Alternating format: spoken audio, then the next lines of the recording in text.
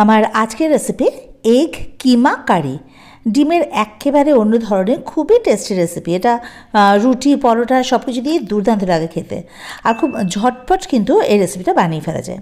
তো চলুন দেখে নেওয়া যাক এগ কিমা কারি। ভালো লাগলে প্রতিবারের মতো লাইক শেয়ার কমেন্ট করার অনুরোধ রইল। তো এখানে দেখুন আমি পোলট্রির ডিম নিয়েছি। তো এটাকে সেদ্ধ করে খোসা ছাড়িয়ে নিয়েছি। এবারে এই ডিমগুলো থেকে কুসুমটা আর বাকলাটাকে আলাদা করে নেব। আমি পোলট্রি ডিম নিয়েছি, আপনারা কিন্তু হাঁসের ডিমও এই রান্নাটা করে নিতে পারেন। এবার দেখুন এই বাকলাগুলো আমি চপারের মধ্যে একটুখানি কুচিয়ে নেব আর কি। আপনারা কিন্তু এটা গ্রেটারে গ্রেট করেও নিতে পারেন। তো আমি এভাবে করে এগুলো কুচিয়ে নিয়েছি। এই যে এভাবে করে সমস্ত বাকলাগুলো আগে ভালোভাবে কুচিয়ে নিয়েছি। এটা এবার অন্য একটা পাত্রে আগে রেখে দেব।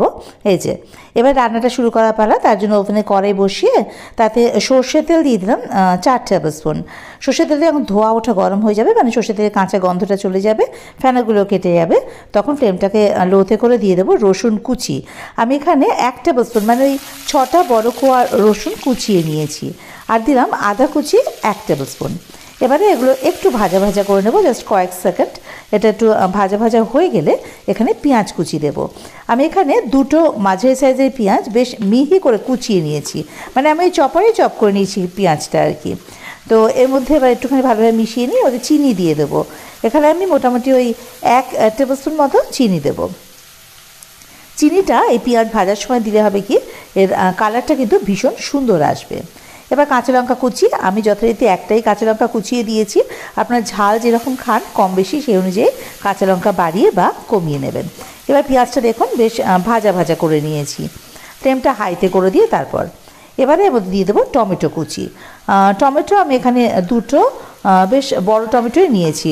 আপনারা টমেটোর পরিবর্তে টমেটো কেচাপ ব্যবহার করতে পারেন, কিন্তু এখন তো শীতকাল আর টমেটো বাজারে প্রচুর সস্তাও ভীষণ। তো তার জন্য ফ্রেশ টমেটোটা দেওয়াটাই বেশি পছন্দ করলাম আর কি। তো টমেটোটা এবার নরম হয়ে যাওয়া দিয়ে নাড়তে হবে। তার আগে এখানে দিয়ে দেবো স্বাদ মতো নুন। নুনটা যদি এখনই দিয়ে দিই তাহলে কিন্তু টমেটো নরমও তাড়াতাড়ি হয়ে যাবে। দিয়ে দিলাম হলুদ এখানে দিয়ে দিলাম ওই 1/2 টিস্পুন মতো। দিয়ে দিলাম কাশ্মীরি লঙ্কা গুঁড়ো, এটা রঙের জন্য। তো আপনারা যদি ঝাল বেশি খান বা শুকনো লঙ্কা গুঁড়ো দিতে চান তাহলে কিন্তু সেটা এই সময়ে দিয়ে দেবেন। এবারে এগুলো সব ভালোভাবে কষিয়ে দেবো। বললাম না, টমেটোটা একদম নরম হয়ে যাওয়া অবধি ভালোভাবে কষিয়ে নিতে হবে। এই যে দেখুন এটা কিন্তু খুব ভালোভাবে কষে গেছে, আর টমেটো কাঁচা গন্ধ তো একেবারেই নেই। আর কোনো মশলা কিন্তু এখানে আমি দেব না।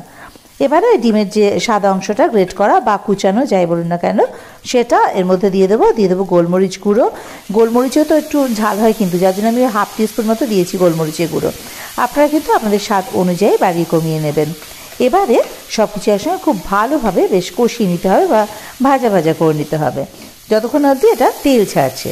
এই যে দেখুন এবার এটা কিন্তু তেল ছাড়তে শুরু করে দিয়েছে, বেশ ভালোভাবে সব কিছু মিশে গেছে।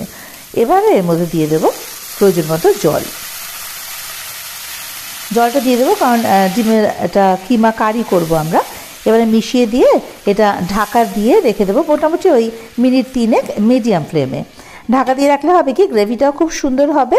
আর ওই এটা কিমা কারি তো দেখুন সমস্ত মাখা মাখা খুব সুন্দর হবে আর কি, টেক্সচারটা খুব সুন্দর দেখতে মানে হয়। এই যে দেখুন 3 মিনিট পরে ঢাকাটা খুলে নিয়েছি, সব কিছু বেশি একটা মিশে গেছে, মিক্সচারটা খুব ভালো হয়েছে আর কি। এবারে এর মধ্যে ওই যে কুসুমগুলো আলাদা করে রেখে দিয়েছিলাম সেটা দেবো, কিন্তু এটা হাতের সাহায্যে এই যে এভাবে করে ভেঙে ভেঙে এই গ্রেভিটার মধ্যে ছড়িয়ে দেবো। এতে কিন্তু এটা বেশ দেখতেও ভালো লাগবে আর খেতে তো ভীষণ ভালো লাগেই। তো এই যে ভালোভাবে ছড়িয়ে এটা মিশিয়ে দিয়েছি কুসুমগুলো। এবারে ফ্লেমটাকে হাইতে করে দিয়ে দিলাম ধনেপাতা কুচি বেশ কিছুটা। এবার ধনেপাতা কুচিটা এর সঙ্গে ভালোভাবে মিশিয়ে দেবো। ফ্লেমটা কিন্তু হাইতেই রাখবো, মিনিট খানেক একটু ফুটিয়ে নেব ব্যাস। তারপর ফ্লেমটা অফ করে ঢাকা দিয়ে স্ট্যান্ডিং টাইম মিনিট 2 মিনিট পরে ঢাকাটা খুলে নিলাম। দেখুন রেডি আমাদের এগ কিমা কারি। এই যে ঘনত্বটা দেখুন, দেখেছেন তো, সামনে থেকে দেখাচ্ছি একটু দেখুন। এটা এই যে এই ধরনের হয়। এটা কিন্তু রুটি পরোটা সব কিছু দিয়ে ভীষণই ভালো লাগে খেতে, একটু অন্য ধরনের। তো এবার এটা সার্ভিং বলে নামিয়ে নেব।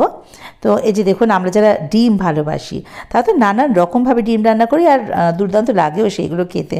তো আজকে তাই ভাবলাম যে একটু অন্য ধরনের তৈরি করে দেখি। তো এই জন্য এই ডিমের কিমা কারি রেসিপিটা খেতে কিন্তু সত্যি আমাদের ভীষণই ভালো লাগে এটা।